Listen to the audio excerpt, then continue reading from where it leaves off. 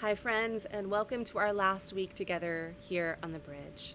I'm just noticing, there we go. That is a bouncy castle in the background. I just had a birthday party for my 3-year-old. So I'm really happy to be just chilling out and talking philosophy with you guys now. But I did want to take this moment just to set you guys up for what's coming and to have a little recap of where we've been over the past 9 weeks together. So over these last 9 weeks, we have really just been practicing the art of paying attention, learning how to listen with generosity, how to respond with empathy, how to see story itself as a form of care. This week, we're going to do all of that all over again, but we're going to do it squarely from within the body. Not the body as a medical object or a machine to be fixed, but the body as storyteller and the body as listener. This is a body that speaks, that remembers, and to borrow a word from Arthur Frank, a body that communes. In The Wounded Storyteller, which we started reading a little bit of last week and we're continuing on this week, Arthur Frank helps us name some of the ways that people respond to pain and illness. He describes 4 types of bodies, which automatically made me itch the first time I read that. I tend to buck against anything that tries to compartmentalize human beings. But I do think it's important to note that Frank doesn't mean these as rigid categories. He's not saying there are only 4 kinds of people or 4 ways to be in a body.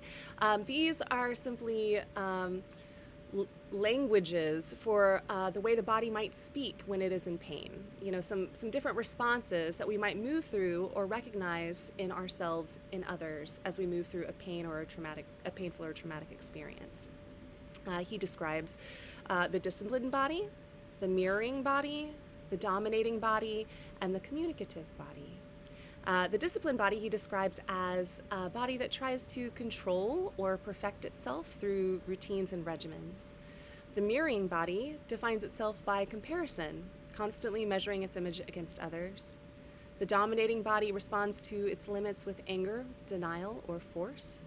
And then for Frank, the ideal is the communicative body, which is one that accepts fragility as part of being human and seeks connection instead of control. And as I read those, I'm sure you can identify with all 4. At some point in your life, you have, behaved in similar ways, whether it's, reacting through anger or denial or self-perfection or trying to imitate others. I mean, these are all very human ways of adapting and coping. But for Frank, the ideal is this communicative body, not because it's better in a moral way, just because it is more relational, which for him is an ontological issue rather than a moral one. Let me break that down. For him, for Arthur Frank, we are all primarily relational beings. And illness and pain can make us feel like we are solitary, can pull us away from that primary ontological relational structure that we're supposed to be in, and makes us feel like we're alone. And I can think of 1,000 ways that healthcare supports that and reinforces that feeling of being sequestered and that feeling of being alone. And for Frank, the goal is to bring us back into relationship. The communicative body is one that listens as much as it speaks. It recognizes that my suffering and your suffering are not separate things. And the communicative body learns to live through relationship, through breath, through touch, through story. Pain, Frank reminds us, often severs us from the past and closes off the future, but storytelling, especially when shared with others, helps reopen both.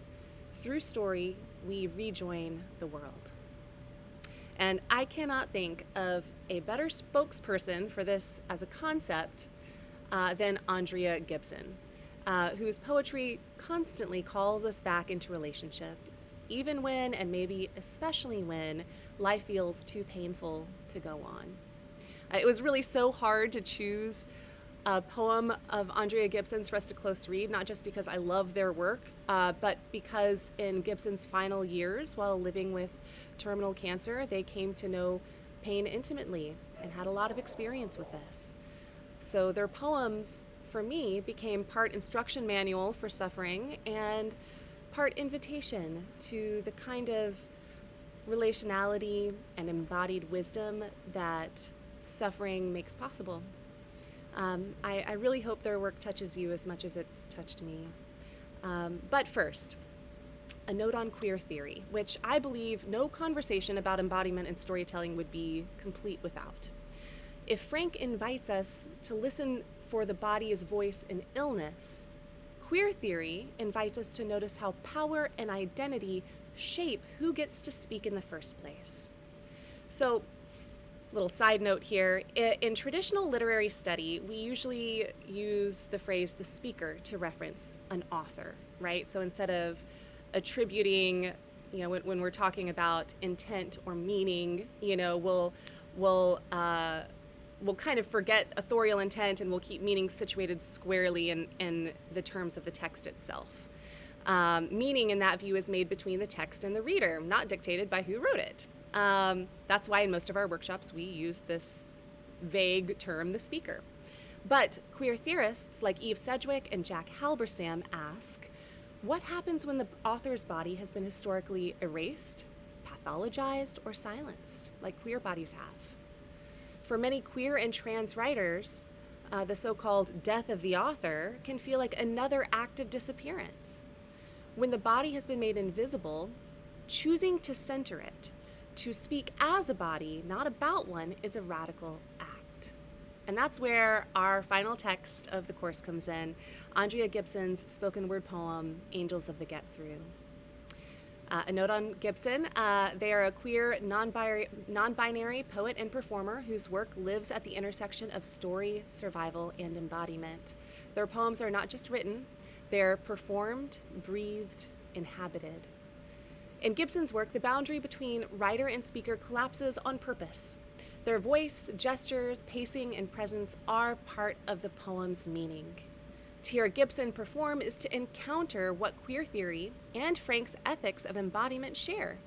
The insistence that the body itself is a storyteller and one that cannot be abstracted away. So when Gibson says, as they will say in the first line of the poem we're going to look at together, this is the hardest year of your whole life. The your feels personal because the body speaking is there before us, vulnerable, alive. In that moment, the poem becomes a shared act of recognition. My fragility meets yours. So, as we discuss Gibson this week, two things are important. First, it's okay to refer to Gibson directly as the author of their poems. There is no need to use the term the speaker in this case. And the second, Andrea Gibson used they/them pronouns. And in this space, we honor that choice. I know that for some, conversations around gender identity may feel unfamiliar or uncomfortable, but in narrative medicine, we do approach these topics as matters of human dignity and respect. This is a safe space for people across the gender spectrum. And if you make a mistake with pronouns, there is no need to dwell on it or apologize at length. Just make the correction and keep going. I do think it's important for us to keep in mind that Andrea's queer and non-binary identity wasn't just a facet of their poetry, it was their medium. It was a lived form of art and activism. Andrea said it best. I'll quote them here. On my deathbed, I might not give much thought to my pronouns or who got them wrong.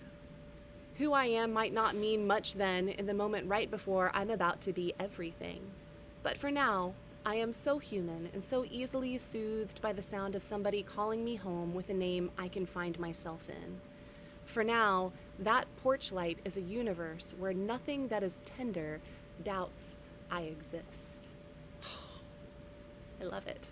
So, to recap, Frank's communicative body seeks communion through story. Gibson's queer body seeks survival through story. Both remind us that storytelling is not just about language, it's about relation. So as you listen to Angels of the Get Through this week, I invite you to do so with your whole body. Notice what happens in you as you listen, what tightens, what softens, what stirs. We'll listen once without the text, just listening to sound and breath, watching movements. There's music here too. Notice everything you can. And then the second time you watch, read through the transcript that I've added to the close reading assignment, attending to how voice and embodiment work together with language to create meaning. And as we close our time together, remember the embodied storyteller isn't the only person performing on stage. It's each of us learning to listen, to speak, and to be changed by the bodies we encounter through story. Thanks, friends. See you soon.